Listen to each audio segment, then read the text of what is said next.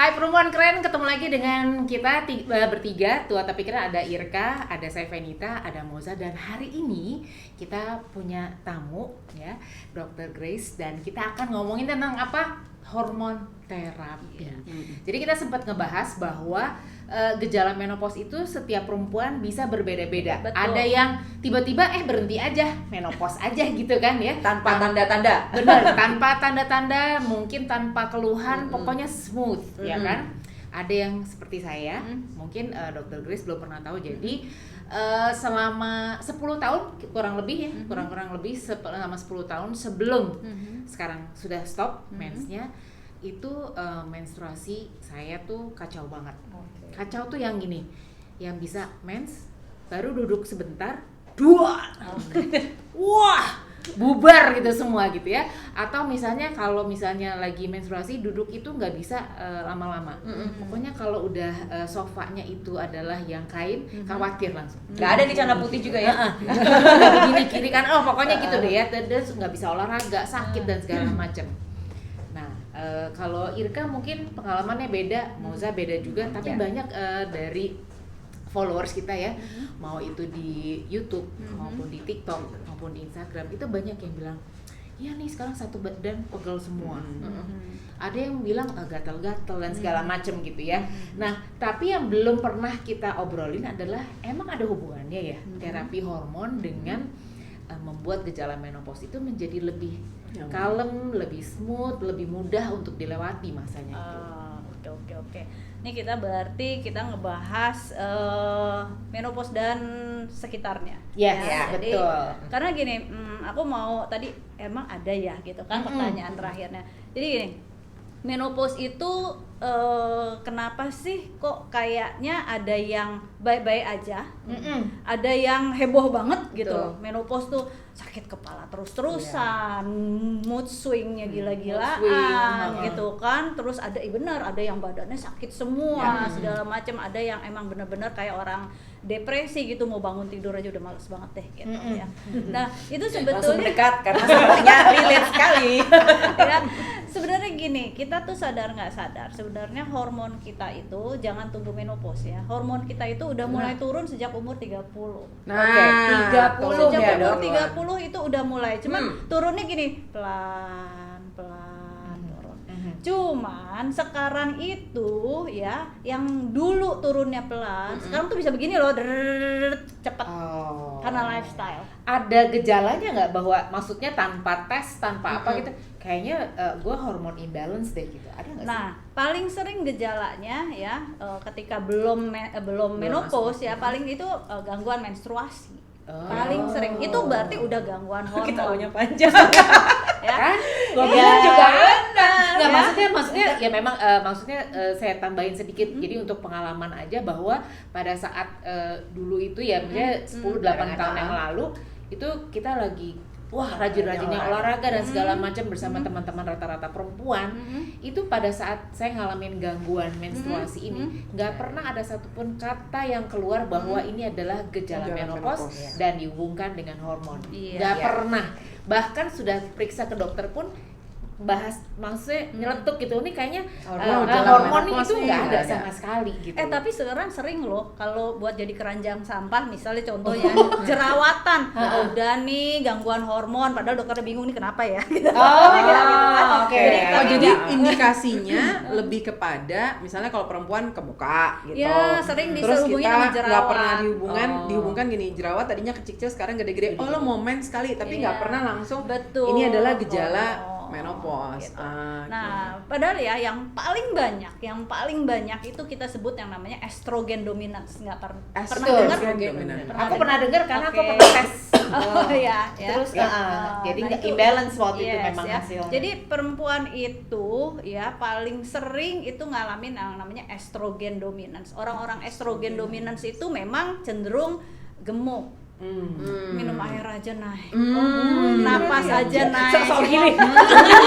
Lihat badan Sorry, potong dikit. Berarti waktu kita ada kenaikan signifikan dari yang tadinya nggak pernah gemuk banget, itu sebenarnya tanda-tanda kita ada estrogen dominan. Tidak hanya estrogen dominance, tapi namanya hormonal imbalance. Gini, aku mau ceritain coba. estrogen dan gemuk nih dulu Iya, ya, iya, contohnya, penting karena nih. itu lama-lama nanti bikin stres juga, ya kan? Nah, ketika kita estrogennya dengan progesteronnya jomplang, ya, estrogennya terlalu tinggi. Jadi gini, ketika kita belum menopause, estrogen kita masih di range normal, Oke. masih di range normal. interesting. Tapi yang paling sering terjadi adalah progesteronnya drop. Progesteron drop Penyebabnya? duluan. Oke, penyebabnya nomor satu yang bikin progesteron drop adalah stres. Kalau nggak Oke. stres? Anggapnya stresnya Stres termanage itu gitu, bukan Dok. hanya pikiran ya. Stres tapi- itu pola makan yang too much Oke. sugar juga Oh, stres. oh, ya. sugar. Too Atau much sugar, diet, ya. diet mungkin Iya. nggak Jadi sih, Dok? stres yang tidak kita ketahui. Yes, stres itu ada yang fisik dan psikis, gitu. Yang fisik nggak olahraga itu stres badan kita. Kebanyakan olahraga badan Stres, kita oke. stres, ya kan? Kurang tidur badan kita stres. Kebanyakan tidur badan kita stres juga. Too much sugar badan kita stres. Too much sugar. Gitu. Jadi ada satu lagi yang agak jarang terdengar adalah namanya food intolerance. Ya. Food intolerance. Jadi kita itu sadar nggak sadar kita punya food intolerance gitu Iya. kan. Orang tuh cuma bilang alergi doang, padahal nggak seperti itu, lebih dalam lagi. Contohnya kayak gini, aku punya pasien teenager, wah jerawatnya seluruh badan. Badan. Aku bilang sebadan sampai punggung, tangan segala macam, dan dia udah depresi banget. Terus udah segala macam deh gitu kan. Terus aku bilang, apa nih? Kita mesti cari nih root cause-nya. Oke, satu-satu sampai akhirnya aku bilang, oke, kita cek makanannya. Cek makanannya, pemeriksaan namanya IgG4 food sensitivity. Pas dicek dia ternyata nggak bisa atau sensitif terhadap ayam. Dimana dia itu nggak bisa makan kalau nggak ada ayam. Jadi Gitu bukan loh. karena rasa ya? Bukan ya, jadi ayam dan dia juga nggak menyadari, menyadari, nggak ya. bukan gini, oh gua habis makan udang bentol-bentol Iya. nggak alergi, Iya. ya. Itu namanya fast respon, jadi respon cepat. Nah kalau yang food sensitive itu ini yang late respon, jadi responnya lama dan keluarnya berujung dengan autoimun biasanya, gitu Oh, I kan? see. Oke, nah itu juga bikin badan kita stres. Kita nggak sadar bahwa makan ayam bikin badan kita stres. Nah itu yang mesti, makanya kalau kita ngobrol sama, kayak aku ngobrol sama pasien, kalau kita di functional medicine ngobrol sama pasien itu panjang banget, karena nggak penting banget sih ditanyain semua sampai hubungan keluarga apa segala macam, Iya. karena itu ternyata Relate cause-nya ya. relate, Jadi si gitu tes kan. yang Jadi, genom itu tuh bagus dong. penting ya. Iya penting ya. Mahal Sekarang juga tapi semua Mahal. tes itu. benar. Kapan berarti tes itu harus dilakukan, Dok? Kalau Kapan tadi aja. 30-an itu udah mulai turun, apakah di umur 30-an Tes itu apa kita dulu? udah- Tes hormon. Tes hormon Oke. supaya kita Tes tahu. hormon sebenarnya kalau umur masih 30 atau sampai 30 sampai 45, aku nggak terlalu menyarankan tes hormon kalau nggak ada keluhan. Asik. Gitu ya. iya. Tapi kalau misalnya ada keluhan ya kayak tadi mensnya kok banjir, Banyak itu banget. nggak normal. Ya nggak normal. Berarti aku harus lihat bener nggak nih progesteronnya ini optimal nggak? Ini harus optimal karena estrogennya, karena dia belum menopause, estrogennya masih bagus, tapi progesteronnya taunya udah drop Top. banget gitu. Nah ini mesti dibantu nih si progesteronnya. Ya, jadi gini, estrogen itu hormon yang yang membangun rahim kita. Jadi menebalnya rahim itu bergantung sama estrogen. Ya. Jadi kalau Ya. estrogen ya kan awal-awal menstruasi estrogen naik, rahim tambah tebal. Ya. Habis gitu hari ke-14 terjadi ovulasi. Ya, ovulasi pecah keluar progesteron ya. Progesteron itu nanti tumbuh-tumbuh, progesteron itu land mower yang ngebabat ngebabat rahim mens. Tapi progesteron yang kurang ngebabat, makanya ada mensnya jadi mundur, progesteronnya belum cukup, atau saking rendahnya progesteron udah giliran keluar nggak bisa stop. Makanya kalau pernah ke dokter obgyn giliran mensnya banyak banget dikasih progesteron, Oke. kadang sampai disuntik Top. progesteron gitu Iya. supaya stop mensnya. Kalau dari Iya, iya. makanan, Dok, progesteron itu apa yang harus kita untuk menambah gitu? Oke, makanan itu makanan yang mengandung fat. Hmm. Ya, kacang-kacangan, buahnya kayak alpukat ya itu makan makanan yang mengandung fat kayak gitu ya. Jadi Daging dong ya, Dok? ya tapi dagingnya yang fatnya yang Yang good fat ya, benar, jangan ya. gaji. Nah, ini kalau dihubungkan dengan mungkin banyak dari perempuan keren yang suka bertanya gitu ya ke akun kita. Nah, salah satu yang mereka sering tanyakan gini, iya nih sekian bulan tidak mens, terus sekarang tiba-tiba sekarang mens terus jadi banyak, jadi lama kayak gitu-gitu. Jadi dulu kita kadang kita juga termasuk yang dulu pikir, oh iya kok karena bulan kemarin Karena- nggak mens, jadi Most bulan common ini ya. banyak Most ya. common. Kayak keras, kayak keras bak gitu kan. Ah. Nah itu tadi kan sempat dijelasin bahwa itu ada hubungannya dengan hormon. Nah itu awareness kita gimana tuh dok bagusnya? Iya, jadi gini, normalnya menstruasi itu siklusnya kan 28 sampai 30 hari. Ya, itu ya maju mundur seminggu oke, Ya, masih fine gitu kan. Tapi kalau udah di luar itu something wrong. Nggak boleh, nggak ada kata oh oke 3 bulan nggak apa-apa, entar bulan keempat mens banyak. Oh itu nggak apa-apa. Enggak, itu apa-apa gitu. Catet.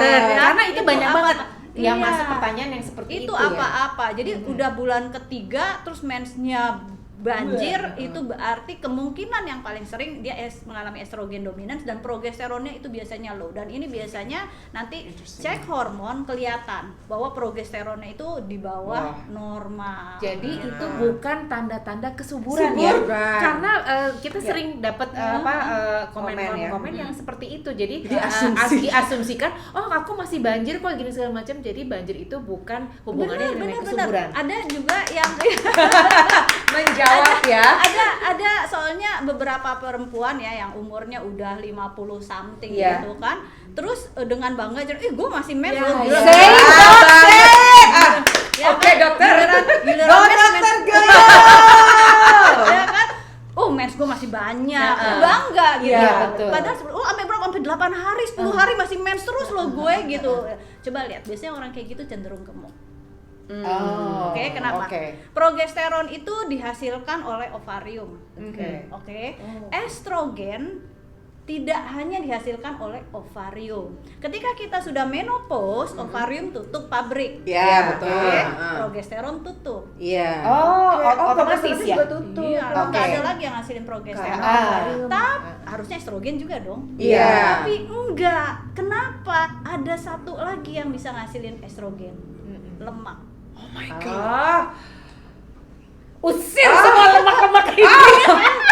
Gitu. Baik. Terutama lemak perut. Nah, Jadi kamu nyambungnya rutin ke obat situ ya? ya, Dok? Iya, Ya. nah Sehingga, kayak gini. oke. Lemak itu ngasilin estrogen. Estrogen numpuk lemak. Oke. Dan begitulah akhirnya lingkaran Puterannya. setannya. Oke. Estrogen numpuk lemak, lemak ngasilin estrogen. Akhirnya bilang gitu, gila ya gue susah banget mau ngurusin badan. Iya, Oke. siap. Makanya, tunggu satu lagi dok ya. Makanya setiap kali orang udah mulai masuk masa peri dan meno, secara perut tuh tiba-tiba jadi maju. Betul. Dok, itu karena Penasaran pengen tahu jawabannya? Tenang. Sekarang kita udahan dulu, nanti di episode berikutnya ya. Kesel kan? Kesel nggak? Makanya di follow dulu, subscribe dulu, di like dulu. Nanti kita ketemu lagi di episode berikutnya minggu depan.